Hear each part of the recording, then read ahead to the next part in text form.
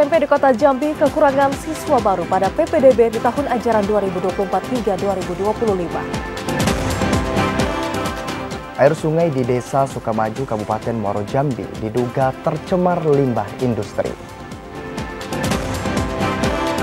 2 orang korban tewas terlindas truk pengangkut alat berat di Simpang Rimbo, Kota Jambi.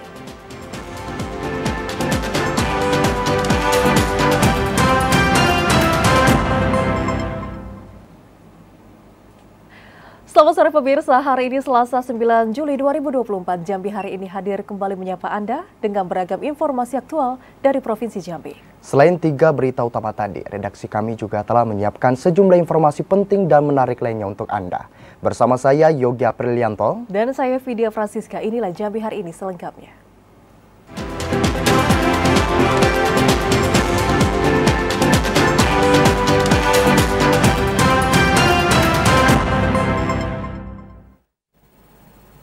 Usai pelaksanaan PPDB, belasan sekolah SMP di Kota Jambi masih kekurangan siswa baru. Dari 25 sekolah, baru 5 sekolah yang kuotanya tercukupi. Dinas Pendidikan Kota Jambi telah menutup jadwal PPDB tingkat SMP dan SD tahun 2024. Hasil dari PPDB yang diumumkan pada 5 Juli itu, terdapat belasan SMP di Kota Jambi yang kekurangan siswa baru. Ketua PPDB Kota Jambi Sugiono mengatakan, dari 25 SMP, hanya 5 sekolah yang terpenuhi kuotanya. 5 sekolah itu yakni SMP Negeri 6, SMP Negeri 7, SMP Negeri 11, SMP Negeri 16, dan SMP Negeri 17. Dari catatan Dinas Pendidikan Kota Jambi, hanya 6.239 siswa baru yang mendaftar ke SMP Negeri. Jumlah tersebut tidak mencapai target yang ditetapkan, yakni 7.328 siswa. Menyikapi persoalan tersebut, pihaknya masih akan melakukan rapat evaluasi bersama unsur terkait. Sugiono menambahkan belum diketahui secara pasti penyebab kurangnya siswa di SMP negeri. Saat ini, Dinas Pendidikan Kota Jambi masih mendata jumlah kekurangan siswa di setiap sekolah. Joko TVRI Jambi melaporkan. Sementara itu, Saudara, pada tahun ajaran baru 2024 hingga 2025, PPDB melalui jalur zonasi masih menjadi prioritas utama masyarakat di Kota Sungai Penuh. Hal tersebut ditujukan untuk bisa memajukan sekolah yang berada di daerah dekat dengan tempat tinggal para siswa. Memasuki tahun ajaran baru, sesuai dengan ketetapan Dinas Pendidikan Kota Sungai Penuh, masa penerimaan peserta didik baru diselenggarakan pada 19 Juni hingga 6 Juli 2024. Pada masa PPDB, jalur zonasi sekolah masih menjadi prioritas utama bagi siswa di Kota Sungai Penuh untuk melanjutkan jenjang pendidikannya. Untuk calon siswa SMP, boleh memilih 2 sekolah yang berada di Kota Sungai Penuh, namun dengan catatan kawasan tersebut berada dalam zonasi siswa sekitar tempat tinggal. Sedangkan untuk siswa SD, hanya dapat memilih 1 sekolah dasar yang berada paling dekat dengan tempat tinggal siswa. Kepala Dinas Pendidikan Kota Sungai Penuh, Khaidirman mengatakan, meski terdapat 4 jalur penerimaan peserta didik baru, namun jalur zonasi masih menjadi prioritas utama bagi SD dan SMP untuk merekrut peserta didik baru. Hal itu ditujukan untuk memajukan sekolah yang ada di sekitar tempat tinggal para siswa. Jalur zonasi ini, itu untuk SMP kita memiliki 2. Jadi mereka siswa-siswa kita memiliki 2 pilihan. Boleh mereka memilih sekolah yang dua sekolah yang berbeda. Katalah seperti SMP dia milih SMP 8, kemudian pilihan keduanya milih SMP 6 ataupun SMP 2. Nah, khusus untuk SD, jalur zonasinya adalah tentu kita mengacu kepada desa di mana mereka tinggal, itulah mereka akan diterima. Nama jalur zonasi yaitu Pasar Sungai Penuh, Desa Gedang, dan Pasar Baru. Kemudian ada jalur afirmasi, kemudian ada jalur prestasi, dan ada jalur perpindahan orang tua. Yang mana kalau jalur zonasi itu kami mengambil di Juknisnya sudah ditetapkan minimal 50%, dan untuk kami sekolah SMP Negeri 8 ini mengambil sebanyak 65%. Kepala Sekolah SMP Negeri 8, Elna Susnita menambahkan, meski terdapat banyak jalur PPDB, Namun SMP Negeri 8 hanya memprioritaskan PPDB jalur zonasi yang mencapai 68%. Fahlan, TVRI Jambi melaporkan. Penerimaan peserta didik baru di Kabupaten Batanghari saat ini telah selesai dilakukan. Pelaksanaan PPDB diklaim tidak ada kendala dan seluruh sekolah telah menjalankan mekanisme PPDB sesuai aturan. Kepala Bidang Pembinaan Pendidikan Dasar Dinas Pendidikan dan Kebudayaan Batanghari, Adi Saputra mengatakan, pelaksanaan PPDB tahun ajaran 2024-2025 telah dilakukan 278 satuan pendidikan mulai dari SD hingga SMP. Dari jumlah tersebut, PPDB tahun ini hanya terdapat 15 satuan pendidikan atau sekolah yang mampu melaksanakan secara online. Sementara sisanya masih menjalankan dengan sistem offline. Adi Saputra menambahkan masih banyaknya sekolah yang belum melaksanakan PPDB online dikarenakan keterbatasan peralatan dan akses jaringan internet. Pelaksanaan PPDB diklaim tidak ada kendala berarti dan kebutuhan sekolah telah tercukupi. Sesuai ketentuan, prioritas PPDB masih memberlakukan sistem zonasi terhadap siswa baru. Ade Juniawan, TVRI Jambi melaporkan. Terkait tahun ajaran baru, saudara, penjualan seragam sekolah di Pasar Rombeng, Kecamatan Pasar, Kota Jambi saat ini mengalami peningkatan. Dan juga permintaan tersebut berdampak terhadap meningkatnya omset dari para pedagang. Penjualan seragam sekolah pada tahun ajaran baru di Pasar Rombeng, Kota Jambi meningkat dibandingkan hari biasanya. Penjual pakaian sekolah Rizal mengatakan, peningkatan penjualan seragam sekolah itu terjadi sejak 3 hari terakhir. Seragam sekolah yang banyak dicari dan dibeli masyarakat, yakni seragam SD dan SMP. Satu setel seragam SD dijual Rp125.000 dan SMP Rp140.000 tergantung ukuran. Ya, alhamdulillah ada peningkatan lah, tapi sama seperti yang tahun-tahun kemarin lah. Mania itulah harga itu kan kadang-kadang nggak bisa dipastikan, nggak bisa karena kita pengen jual murah, karena namanya yang murah, tapi bahan naik gitu.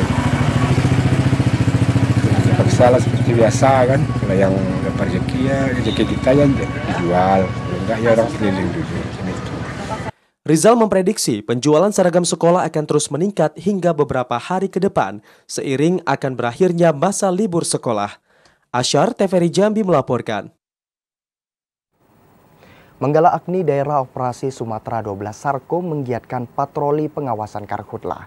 Informasi selengkapnya akan disampaikan kontributor TVRI Jambi, Edi Kusnadi. Selamat sore, Edi.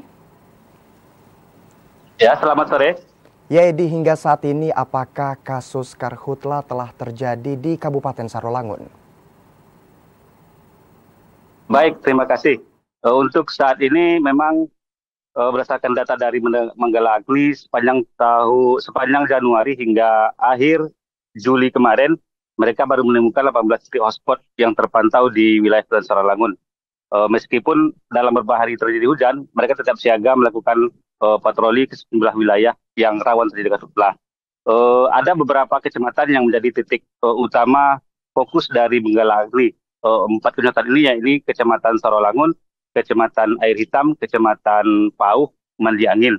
4 kecamatan ini masuk dalam prioritas dari Manggala Agni karena ada ribuan hektar lahan gambut yang berpotensi terjadi kebakaran hutan dan lahan tahun 2024 ini. Demikian. Ya, Edi, apa saja upaya yang dilakukan Manggala Agni dalam mengantisipasi karhutlah? Ya, baik, selain melakukan pemetaan melakukan pemetaan desa maupun kecamatan yang rawan karhutlah, Manggala Agni juga mengintensifkan patroli ke sejumlah wilayah yang rawan untuk memudahkan pemadaman kebakaran maupun jika terjadi titik hotspot dengan kemudian di atas 80%. Adapun patroli ini dilakukan secara berulang-ulang, bahkan dalam sepanjang musim panas Januari sampai hari ini mereka telah melakukan patroli sebanyak 55 kali ke daerah yang rawan terjadi karhutlah. Upaya ini mereka akan lakukan untuk memudahkan jika terjadinya kebakaran hutan dan lahan. Selain itu mereka juga menyiapkan sarana prasarana dalam melakukan patroli. Mereka patroli melakukan dengan kendaraan roda 2 maupun jalan kaki. Jika menemukan adanya masyarakat yang membuka lahan, mereka langsung melakukan sosialisasi kepada masyarakat dengan memberikan edukasi tentang bahaya kebakaran hutan dan lahan. Selain itu mereka juga melakukan memasang sejumlah pelang ataupun spanduk di daerah-daerah yang menjadi titik pengawasan mereka. Demikian. Baik, terima kasih Edi Kusnadi atas laporan Anda. Selamat sore dan selamat bertugas kembali. Ya saudara, warna air sungai di Desa Sukamaju, Muaro Jambi berubah menjadi keruh serta mengeluarkan bau yang tidak sedap. Aliran sungai tersebut diduga telah tercemar limbah industri. Inilah aliran sungai yang berada di Desa Sukamaju, Kecamatan Mestong, Kabupaten Muaro Jambi.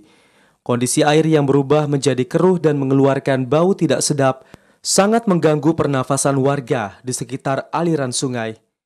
Diduga air aliran sungai tersebut telah tercemar oleh sebuah perusahaan sejak 1 bulan terakhir. Sebelum tercemar, air sungai dimanfaatkan warga setempat untuk mandi dan mencuci pakaian. Selain airnya yang keruh dan mengeluarkan bau tidak sedap, tercemarnya air juga menyebabkan ikan endemik air tawar yang ada di sungai mati secara mendadak. Warga berharap aliran limbah dapat dikelola dengan baik oleh perusahaan, sehingga mereka dapat kembali memanfaatkan air dan ikan dari sungai untuk memenuhi kebutuhan sehari-hari. Tutup, jangan untuk membawa lagi. Dan lagi itu yang di kolam tuh segera disedot, dibuang gitu kan. Pada Senin sore kemarin, Dinas Lingkungan Hidup Muaro Jambi telah mengambil sampel air sungai yang diduga telah tercemar. Sampel air yang diambil nantinya akan diuji kelayakan di laboratorium. Azam Afnan, TVRI Jambi melaporkan.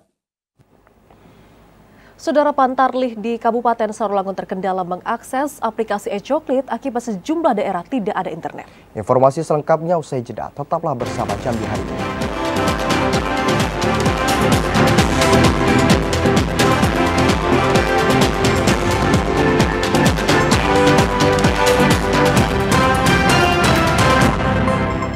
Terima kasih Anda masih menyaksikan Jambi Hari ini dalam segmen menuju Pilkada 2024. Saudara, petugas pemutakhiran data pemilih bersama KPU Bungo telah melaksanakan pencocokan dan penelitian coklit data pemilih terhadap Bupati Mashuri. Pencocokan data pemilih Bupati Bungo beserta keluarganya itu sebagai persiapan menghadapi Pilkada 2024. Bersama KPU, petugas Pantarlih melakukan coklit data pemilih terhadap Bupati Bungo Mashuri. Kegiatan yang dilaksanakan pada Senin kemarin itu dilakukan di rumah dinas Bupati Bungo. Pencocokan data pemilih Bupati Bungo beserta keluarganya itu sebagai persiapan menghadapi Pilkada 2024. Bupati Bungo Mashuri mengapresiasi pelaksanaan coklit yang dilakukan petugas Pantarlih.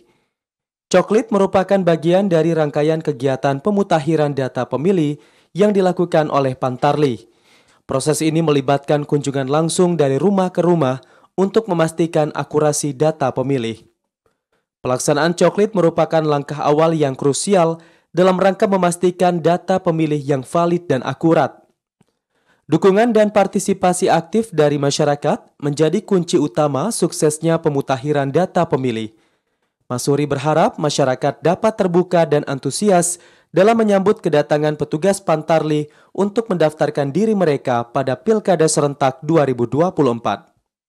Saya kedatangan kawan-kawan dari KPU juga Bawaslu melaksanakan coklit. Saya sudah sah menjadi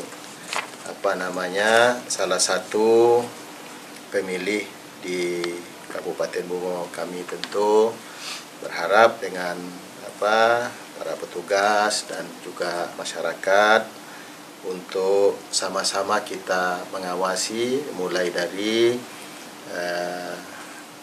daftar pemilih.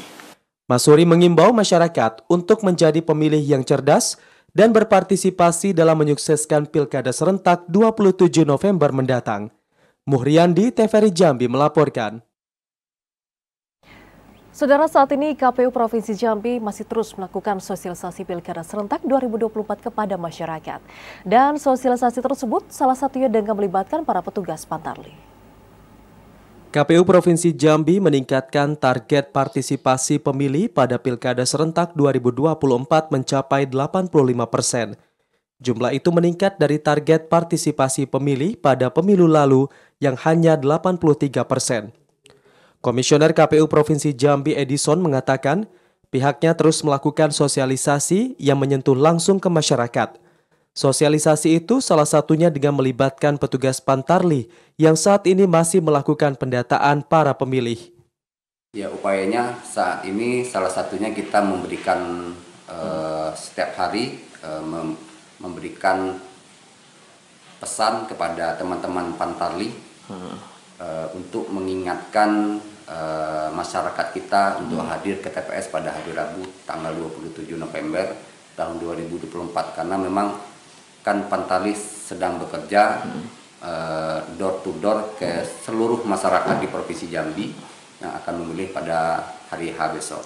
Saat ini KPU Provinsi Jambi masih melakukan proses coklit data pemilih Pilkada serentak 2024. Pendataan data pemilih akan dilakukan hingga 24 Juli mendatang. Joko TVRI Jambi melaporkan. Petugas Pantarlih terkendala dalam penggunaan aplikasi e-coklit saat menginput data pencocokan dan penelitian coklit. Kendala itu terutama terjadi di wilayah Batang Asai, Margabatin, Pangembang yang masuk dalam wilayah blank spot. Hingga 2 pekan tahapan pencocokan dan penelitian atau coklit, jaringan internet menjadi hambatan petugas pemutakhiran data pemilih dalam menggunakan aplikasi e-coklit.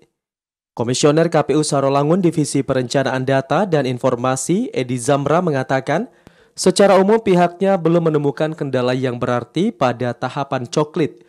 Namun beberapa titik rawan blank spot atau susah sinyal menjadi kesulitan tersendiri bagi petugas Pantarlih dalam melakukan e-coklit.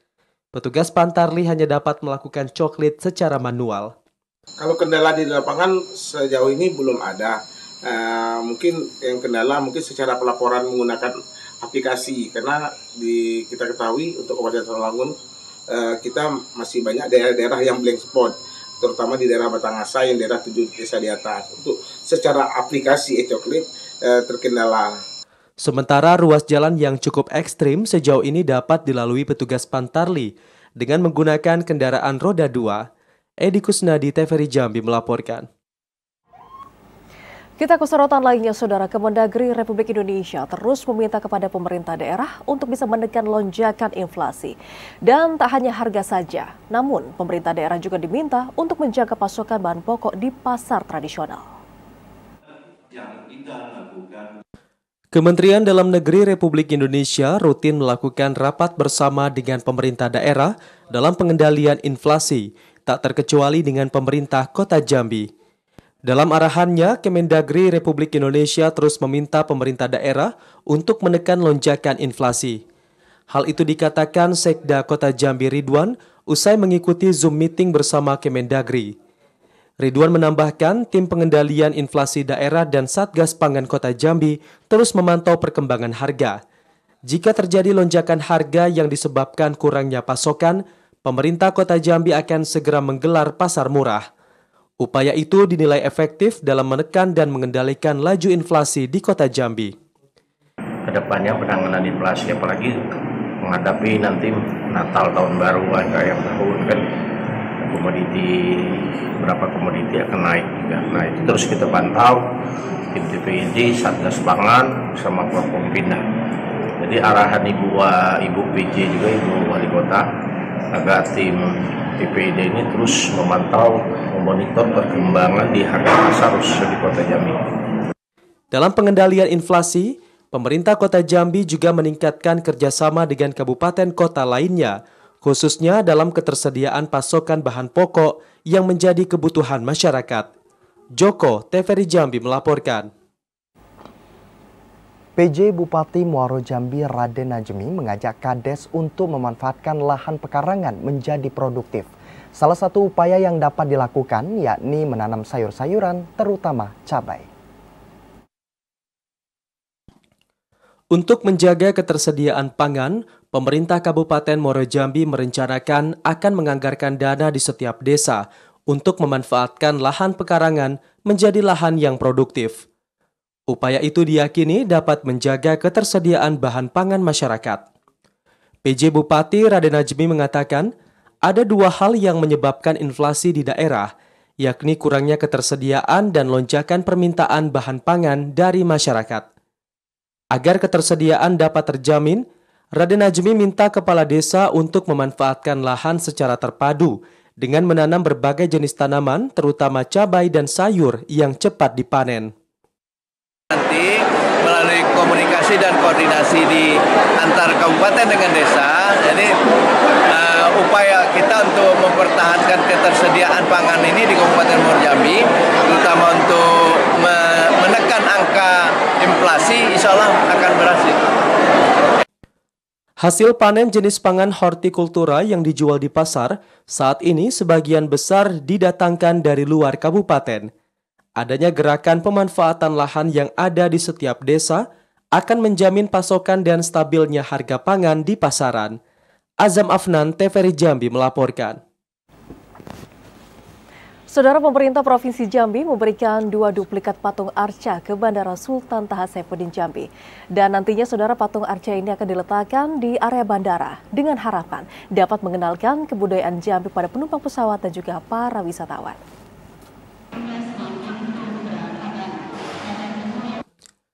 Pemerintah Provinsi Jambi memberikan 2 duplikat patung arca ke Bandara Sultan Taha Saifuddin Jambi. Pemberian duplikat patung arca itu bertujuan untuk memperkenalkan salah satu kebudayaan di Provinsi Jambi kepada penumpang pesawat dan wisatawan. Eksekutif General Manager Bandara Sultan Taha Jambi Siswanto mengapresiasi pemerintah Provinsi Jambi yang turut membantu meningkatkan daya tarik wisatawan ke Provinsi Jambi. Dengan adanya duplikat patung arca ini, diharapkan wisatawan yang berkunjung ke Provinsi Jambi dapat mengenal salah satu kebudayaan, yakni sejarah Candi Muaro Jambi. Terima kasih saya ucapkan ke pemerintah daerah, dalam hal ini adalah Pak Kadis Budpar yang telah menyerahkan sebuah patung, 2 buah patung yang diletakkan di bandara. Tadi sama beliau sudah disampaikan juga bahwa ini adalah sebuah simbol bahwa budaya Jambi itu ada yang namanya Candi Muaro Jambi. Itu salah satunya. Sebenarnya peninggalan-peninggalan abad ke-7 itu masih banyak lagi. Bukan hanya Candi Muaro Jambi. Artinya bandara itu adalah sebagai etalasenya sebuah provinsi, gateway-nya sebuah provinsi. Kita ada gambaran-gambaran bahwa ada simbol-simbol kebudayaan yang memang harus kita lestarikan bersama. Nantinya duplikat patung arca ini akan diletakkan di tempat khusus di area Bandara Sultan Taha Jambi. Asyar, TVRI Jambi melaporkan. Ketua DPD Partai Garuda Jambi dilaporkan ke polisi atas dugaan kasus penggelapan mobil. Informasi selengkapnya saudara kami hadirkan usai jeda sesaat lagi.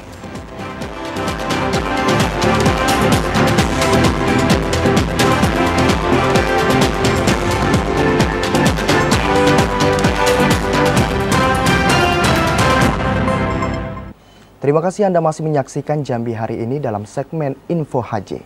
Saudara, sebanyak 3.106 jemaah haji asal Provinsi Jambi mulai bergerak ke Madinah setelah menyelesaikan rangkaian puncak ibadah haji. Di Madinah, jemaah haji akan melakukan berbagai rangkaian ibadah sunnah selama 8 hari. Setelah resmi menjadi haji dan hajah, usai menyelesaikan rangkaian puncak ibadah haji di Arafah, Musdalifah, dan Minah atau Ar-Musna, 3.106 jemaah haji asal Provinsi Jambi yang diberangkatkan ke Mekah mulai bergerak ke Madinah sejak 7 Juli lalu. PLH Kabid Penyelenggaraan Haji dan Umroh Kanwil Kemenak Provinsi Jambi Zefni Ishak mengatakan, dimulai dari kelompok terbang 22, seluruh jemaah haji Provinsi Jambi secara bergantian bergeser ke Madinah setiap hari hingga kloter 28. Di Madinah, jemaah haji akan melakukan berbagai rangkaian ibadah sunnah selama 8 hari, menjalankan sholat arba'in di Masjid Nabawi selama 40 waktu secara berturut-turut, akan menjadi rangkaian ibadah sunnah utama para jemaah haji. Berdasarkan informasi yang diterima Kantor Wilayah Kementerian Agama Provinsi Jambi, Secara umum, seluruh jemaah haji dalam kondisi sehat usai pelaksanaan puncak ibadah haji. Untuk jemaah haji kita BTH 22, kloter pertama dari Provinsi Jambi itu sudah bergerak dari Mekah ke Madinah. Dimulai pagi kemarin, mereka sudah bergerak untuk melaksanakan ibadah Arba'in di Madinah. Yang kloter selanjutnya seperti apa sistemnya? Dia setiap hari itu ada yang bergerak ya. Mungkin hari ini BTH 23 yang bergerak ke Madinah dan seterusnya sampai ke BTH 28.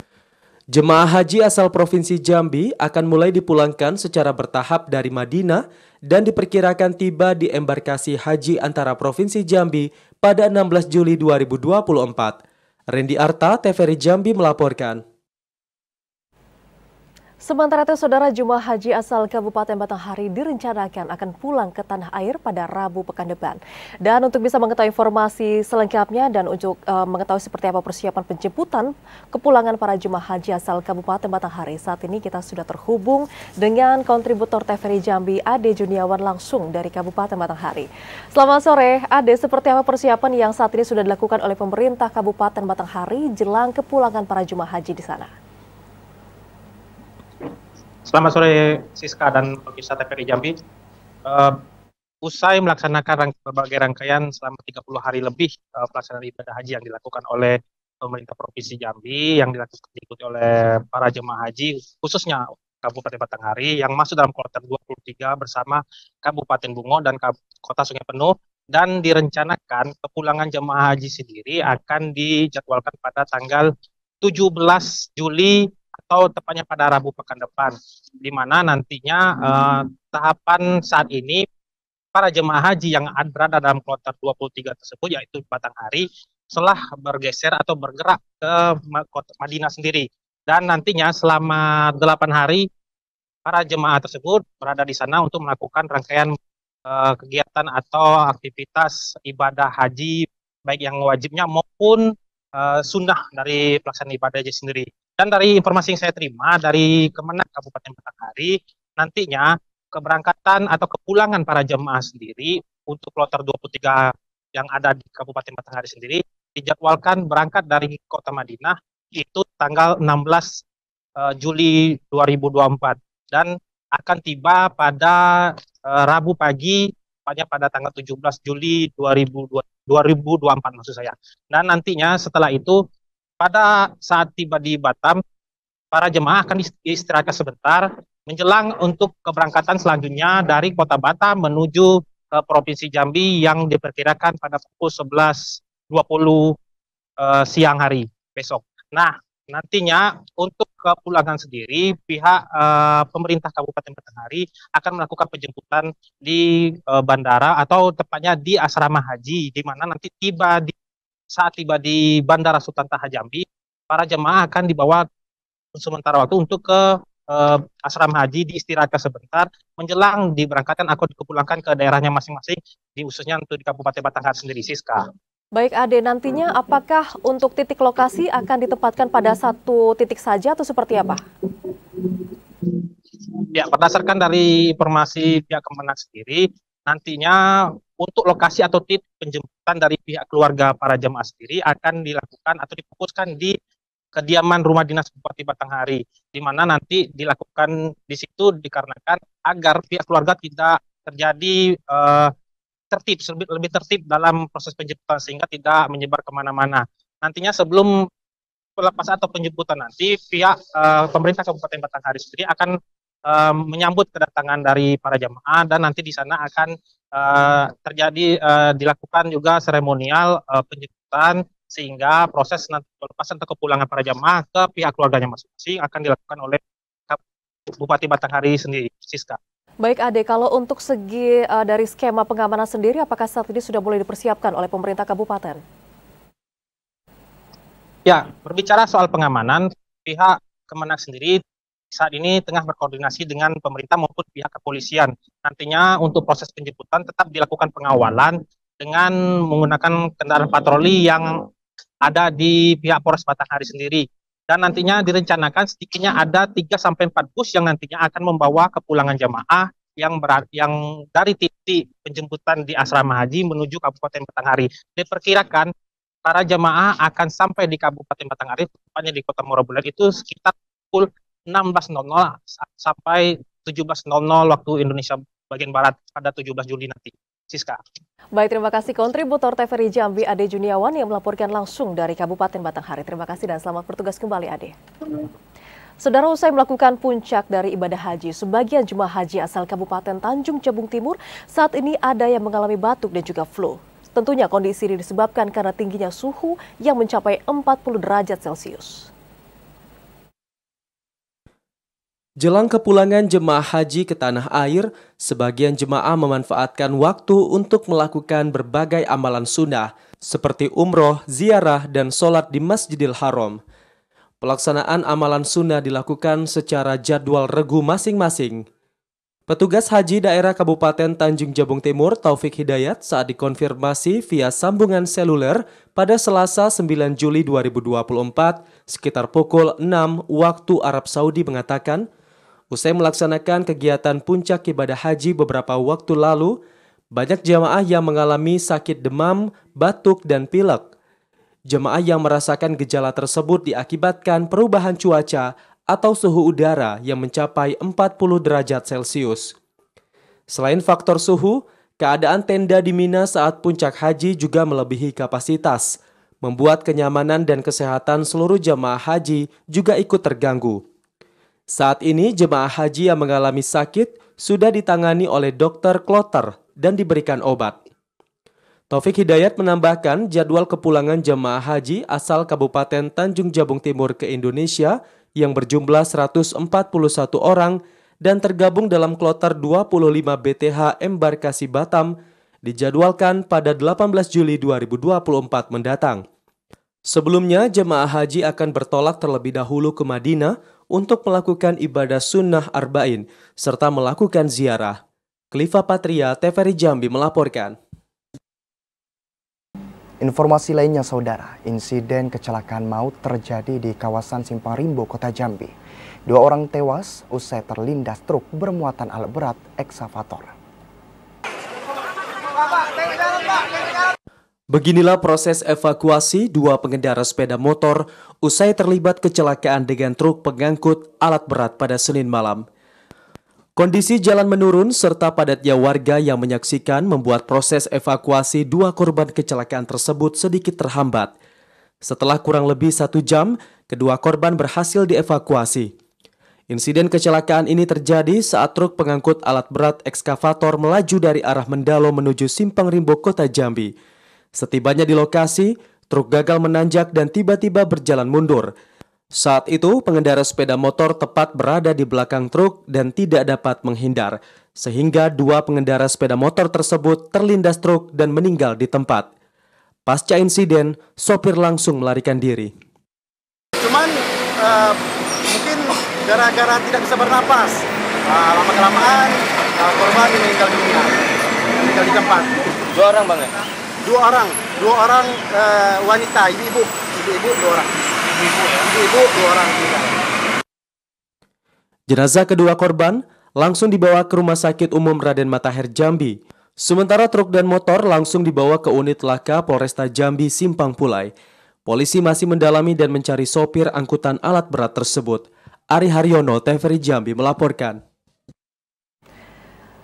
Terkait kasus tindak kriminal, saudara, selain di Polresta, Ketua DPD Partai Garuda Jambi Andrio Utama juga dilaporkan ke Polda Jambi. Andrio dilaporkan ke pihak kepolisian usai menggelapkan 34 unit mobil milik 31 warga di Kota Jambi. Direktorat Reserse Kriminal Umum Polda Jambi ternyata juga menangani kasus penggelapan mobil yang dilakukan oleh Ketua DPD Partai Garuda Jambi Andrio Utama. Penyidik mencatat sebanyak 31 orang menjadi korban dari aksi Andrio dengan 34 unit mobil yang digelapkan. Direktur Reserse Kriminal Umum Polda Jambi, Kombes Pol Andri Ananta Yudhistira mengatakan, saat ini kasusnya sudah dalam proses penyidikan. Penyidik menilai kasus ini berkaitan dengan kasus fidusia, lantaran kendaraan yang digelapkan tersebut disewakan kembali oleh terlapor. Penyidik bakal meminta keterangan saksi ahli pidana dan perdata dalam kasus ini. Penyidik Polda juga bakal berkoordinasi dengan Polresta Jambi terkait laporan Andrio Utama. Kami akan berkoordinasi ya dengan Polresta. Itu terkait masalah penanganan perkaranya. Tapi masalah perkaranya dalam proses penyidikan ini kami akan melakukan pemeriksaan terhadap saksi ahli. Sebelumnya, Moharir, warga Jalan Hos Cokro Aminoto, Kelurahan Simpang 3 Sipin, Kecamatan Kota Baru, Kota Jambi, melaporkan Ketua DPD Partai Garuda Jambi, Andrio Utama, ke Satreskrim Polresta Jambi.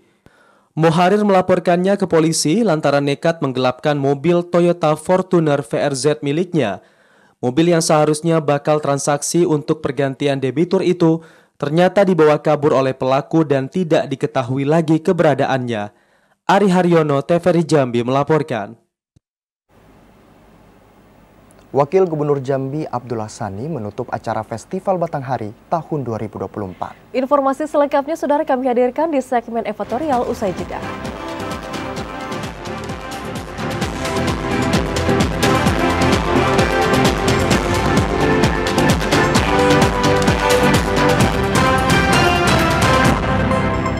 Anda kembali bersama kami di Jambi hari ini dalam segmen editorial. Saudara Wakil Gubernur Jambi Abdullah Sani resmi menutup penyelenggaraan Festival Batanghari di tahun 2024. Kegiatan kali ini saudara akan terus digelar untuk bisa membangun kesadaran maupun juga kepedulian masyarakat terhadap kelestarian dari Sungai Batanghari Jambi. Wakil Gubernur Jambi Abdullah Sani secara resmi menutup penyelenggaraan Festival Batanghari tahun 2024 yang telah digelar selama 4 hari di kawasan Ruang Terbuka Hijau Putri Pinang Masak, terhitung dari tanggal 5 hingga 8 Juli 2024. Abdullah Sani mengatakan Festival Batanghari menjadi etalase yang efektif untuk mengangkat dan memberdayakan seni dan budaya serta kuliner khas Jambi kepada masyarakat luas. Mengoptimalkan kearifan lokal yang menyebar di sepanjang aliran Sungai Batanghari sangat dibutuhkan dalam upaya memperkenalkan budaya daerah hingga ke tingkat global. Sani menekankan penyelenggaraan Festival Batanghari ditargetkan mampu menarik minat kunjungan wisatawan ke Provinsi Jambi dalam upaya mewujudkan pemajuan ekonomi untuk memberikan kesejahteraan bagi masyarakat. Penyelenggaraan Festival Batanghari yang terus diupayakan setiap tahun utamanya dilakukan untuk membangun kesadaran dan kepedulian masyarakat terhadap kelestarian Sungai Batanghari. Upaya bersama dalam menjaga Sungai Batanghari menjadi langkah strategis dalam menjamin eksistensi Sungai Batanghari untuk terus menjadi sumber kehidupan.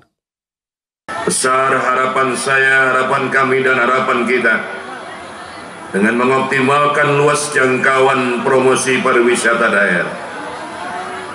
Festival Batanghari harus terus meningkat kualitas penyelenggaranya, menggandeng lebih banyak pihak untuk menyajikan event yang lebih dan lebih baik, bermutu dan menarik setiap tahunnya, sehingga benar-benar dapat menjadi salah satu motor penggerak perekonomian untuk meningkatkan kesejahteraan masyarakat dan daerah. Sani berharap penyelenggaraan Festival Batanghari dapat terus ditingkatkan dalam upaya mengoptimalkan kualitas pariwisata daerah. Randy Arta, TVRI Jambi melaporkan. Menjadi ajang promosi kebudayaan dan pariwisata daerah, transaksi ekonomi pada penyelenggaraan Festival Batanghari tahun 2024 diperkirakan mencapai 1 miliar rupiah lebih. Dinas Kebudayaan dan Pariwisata Provinsi Jambi memperkirakan transaksi ekonomi pada penyelenggaraan Festival Batanghari tahun 2024 mencapai 1 miliar rupiah lebih. Kepala Dinas Budpar Provinsi Jambi Imron Rosyadi mengatakan, perkiraan tersebut merujuk pada data transaksi ekonomi yang telah tercatat sebelum penutupan acara, yang berhasil menorehkan angka lebih dari 980 juta rupiah selama 3 hari penyelenggaraan. Pada penyelenggaraan Festival Batanghari tahun ini, Disbudpar Provinsi Jambi juga melibatkan 78 komunitas, 90 pelaku ekonomi kreatif dan UMKM lokal, serta 20 manajemen. Hal tersebut dilakukan dalam upaya mewujudkan percepatan pembangunan industri pariwisata untuk meningkatkan geliat ekonomi daerah. Dalam festival Batanghari ini melibatkan lebih kurang 78 komunitas yang ikut di dalam festival Batanghari ini. Kemudian pelaku ekonomi kreatif dan UMKM lebih kurang 90 pelaku ekonomi kreatif dan UMKM yang hadir pada festival Batanghari ini. Imron Rosyadi menerangkan selama 3 hari penyelenggaraan tercatat ada 535.000 pengunjung lokal maupun luar daerah yang berkunjung pada kegiatan itu. Tumbuhnya interaksi ini diharapkan mampu menggerakkan dan menggairahkan 17 subsektor ekonomi kreatif Provinsi Jambi. Festival Batanghari yang diselenggarakan di kawasan Ruang Terbuka Hijau Putri Pinang Masa ini digelar selama 4 hari terhitung dari tanggal 5 hingga 8 Juli 2024. Randy Arta, TVRI Jambi melaporkan. Saudara Bupati Bungo Masyuri secara resmi melepas kontingen Olimpiade Olahraga Siswa Nasional atau O2SN untuk bisa berkompetisi di tingkat Provinsi Jambi. Masyuri juga berpesan agar para kontingen yang mewakili Kabupaten Bungo mampu menunjukkan kemampuan terbaiknya.